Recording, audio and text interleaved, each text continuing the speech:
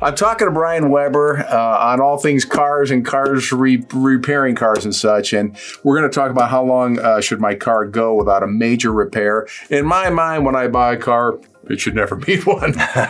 Okay, I'm not being realistic. That's not realistic. All right, realistically, how long should it be before something really major? You can drive it long enough, and you'll drive it until something. Yes. Oh, sure. Working, right? Oh, yeah. But major repair, that's significant, right? Like that's something big. Engine, transmission, something beyond minor maintenance or minor repair.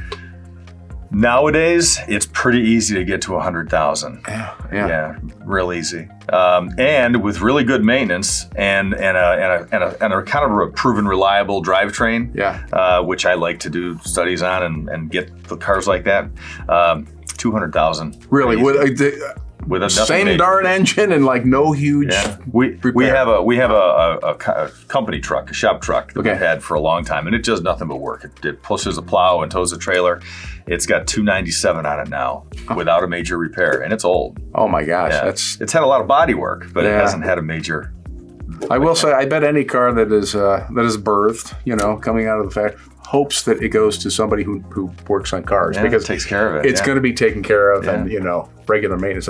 Regular maintenance obviously really important to achieve that kind of. You can't get it without the maintenance. Yeah, you have to do it for sure. Well, what would you like to get with your car?